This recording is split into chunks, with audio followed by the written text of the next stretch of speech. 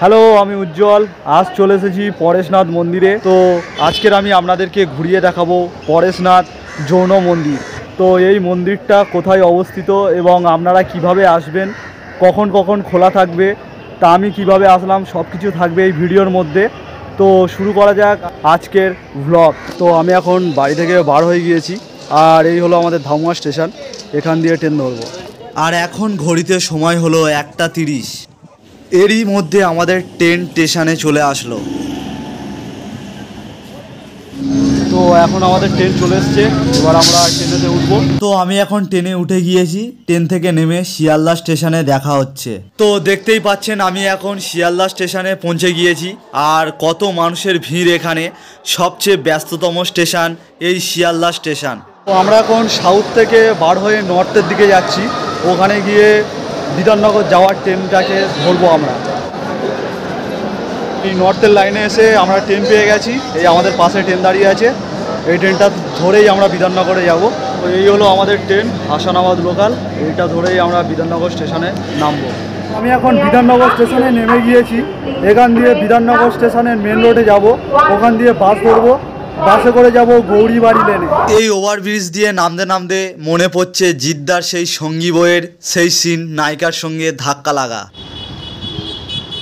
তো হাঁটতে হাঁটতে দেখতেই পাচ্ছেন আমরা মেন রোডে চলে এসেছি। এখান দিয়ে আমরা বাস ধরবো আর নামবো গৌরীবাড়ি লেনে।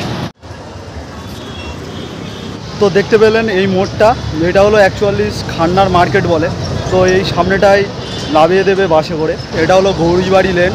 তো এখান দিয়ে কিছুটা ভেতরের দিকে হেঁটে গেলেই পড়বে পরেশনাথ জৈন মন্দির। তো দেখতেই পাচ্ছেন আমি এখন পৌঁছে গিয়েছি পরেশনাথ মন্দিরে। এই হলো পরেশনাথ মন্দির। আর এই রাস্তা দিয়ে হাঁটতে হাঁটতে দেখতে পাবেন দুদিকের দেয়ালে পার্শ্বনাথের জীবনের ঘটে যাওয়া কিছু চিত্র ফুটিয়ে তোলা হয়েছে। পরেশনাথ মন্দিরে ঢোকার আগে এখানে টোটাল পড়বে 4টে মন্দির। মন্দিরগুলো হলো চন্দ্রপ্রভু মন্দির, মহাবীর মন্দির, দাদা ঠাকুর মন্দির আর পরেশনাথ মন্দির। তো আমি আপনাদের প্রত্যেকটা মন্দির এখানে ঘুরিয়ে দেখাবো। আমরা প্রথমেই যাব চন্দ্রপ্রভু মন্দিরে। আর এই হলো চন্দ্রপ্রভু মন্দিরের মেন গেট। তো দেখতেই পাচ্ছেন পরেশনাথ মন্দিরের পাশেই রয়েছে এই মন্দিরটা, যার নাম হলো চন্দ্রপ্রভু মন্দির। তো চলুন মন্দিরটা ভেতরে ঢোকা যাক, দেখা যাক কেমন মন্দিরটা। মন্দিরে ঢুকতে দুপাশে এরকম সুন্দর গাছপালা দিয়ে সাজানো, আর সামনেই মন্দির। মন্দিরটা অনেকটাই উঁচু, চূড়াটা অনেকটা উঁচু রয়েছে, আর এরকম পাথরের সিঁড়ি ভাঙিয়ে ভাঙিয়ে ওপরে উঠতে হবে। ভেতরে ভালো কারুকার্য করা আছে, কিন্তু এখানেও ফটোগ্রাফি অ্যালাও না, তাই আপনাদেরকে দেখাতে পারলাম না।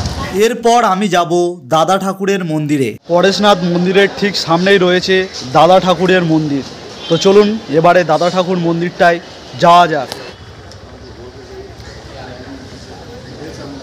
দেখতেই পাচ্ছেন আমরা এখন দাদা ঠাকুর মন্দিরের গেট দিয়ে প্রবেশ করেছি।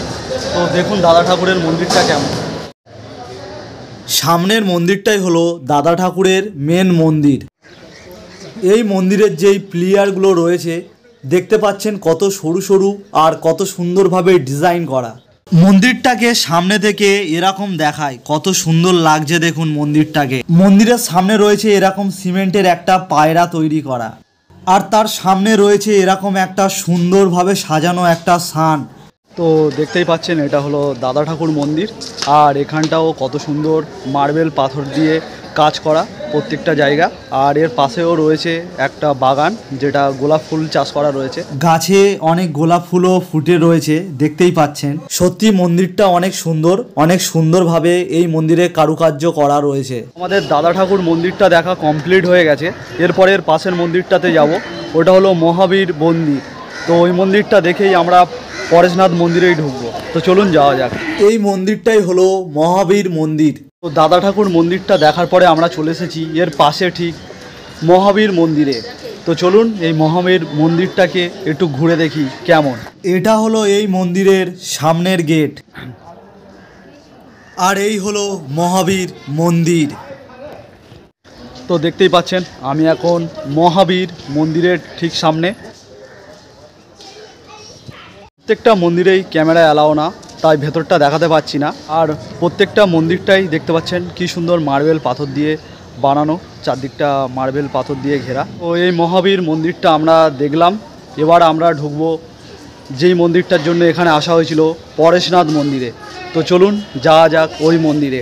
এই হলো পরেশনাথ মন্দিরে ঢোকার মূল গেট। পুরোপুরি পৌঁছে গিয়েছি পরেশনাথ মন্দিরের মূল গেটের সামনে। তো চলুন ভেতরে যাওয়া যাক। ভেতরটা দেখুন কত সুন্দরভাবে চারদিকটা সাজানো রয়েছে। সামনের মন্দিরটাই হলো পরেশনাথ মন্দির। তো ভেতরটায় ঢুকলেই দেখতেই পাচ্ছেন কত সুন্দর মন্দির, কত সুন্দরভাবে বানানো এগুলো। চলুন এক এক করে সমস্ত মন্দিরগুলো আমরা দেখি। মন্দিরের মধ্যে এরকম বসার জন্য সিট রয়েছে, আর সব কিছু কত সুন্দর মার্বেল পাথর দিয়ে বানানো দেখতেই পাচ্ছেন। চারদিকটা কত সুন্দর, আর কত সুন্দর চারদিকটা গার্ডেন দেখতে পাচ্ছেন। তো চলুন গার্ডেনটাকে দেখি। মন্দিরের সামনে গার্ডেনটাকেও খুব সুন্দরভাবে সাজানো, ছোট ছোট গাছ বসানো রয়েছে এই গার্ডেনের মধ্যে। সামনেই রয়েছে একটা সুন্দর ফোয়ারা, আর এটা হলো ফোয়ারাটা এখন বন্ধ রয়েছে, এটা এখন চালু করা হয়নি। আর এর ঠিক সামনে রয়েছে একটা সান। তো চলুন দেখা যাক সানটা। আর এখানটায় দেখতে পাচ্ছেন এটা হলো এখানকার মন্দিরের একটা লেক বা সান বলতে পারেন। আর এই দিক থেকে মন্দিরটাকে কত সুন্দর লাগছে দেখুন। দেখতেই পাচ্ছেন যত বেলা বাড়ছে তত মানুষের ভিড়ও বাড়ছে এখানে। এই পরেশনাথ মন্দিরটা খোলা এবং বন্ধের সময়টা আপনাদেরকে জানিয়ে রাখি। এই মন্দিরটা 365 দিনই এই মন্দিরটা খোলা থাকে। আর এই মন্দির খোলার টাইমিং হলো সকাল 6:30 থেকে দুপুর 12টা পর্যন্ত, আর তারপরে দুপুর 3টে থেকে সন্ধে 6টা পর্যন্ত। তো চলুন মন্দিরের মধ্যে যাওয়া যাক। মূল মন্দিরে যাওয়ার রাস্তায় দেখতেই পাবেন এরকম সুন্দর মূর্তি পাশে দাঁড় করানো রয়েছে। তো আমি এখন মন্দিরটার সামনে চলে এসেছি। তো চলুন ভেতরে যাওয়া যাক। তো মন্দিরের মধ্যে ক্যামেরা অ্যালাও না, তো আমরা ঘুরে আসি, ঘুরে এসে আপনাদেরকে জানাই। তো মন্দিরের ভেতরটাই গিয়েছিলাম। মন্দিরের ভেতরটা অসাধারণ কারুকার্য করা। মন্দিরের ভেতরে শুধু কাঁচ আর মার্বেল পাথর আর ঝাড়বাতি দিয়েই সাজানো। মন্দিরটা ভেতরটা অসাধারণ। এই মন্দিরের মধ্যে সব রাজস্থানী কারুকার্য করা। মন্দিরে সব রাজস্থানী কারুকার্যের ছোঁয়া রয়েছে। আর দেখতেই পাচ্ছেন মন্দিরের সামনে সবাই ফটো তুলতে ব্যস্ত, আর অনেক লোক এসেছিল আজকের দিনে। আর এই মন্দিরের পাশে রয়েছে সুন্দর একটা গোলাপের বাগান। আর এখানে দেখতে পাচ্ছেন কি সুন্দর গোলাপের একটা বাগান করা রয়েছে, আর অনেকগুলো গোলাপ ফুলও ফুটে রয়েছে এই গাছগুলোতে। তো আমাদের এই পরেশনাথ মন্দিরের সবকিছুই ঘোরা কমপ্লিট হয়ে গেছে, এবারে বাড়ি ফেরার পালা। তো আজকের ভিডিওটা এখানেই শেষ করলাম। ভিডিওটা ভালো লাগলে অবশ্যই একটা লাইক করে দেবেন, আর এরকম ভিডিও পেতে আমার চ্যানেলটাকে সাবস্ক্রাইব করে রাখবেন।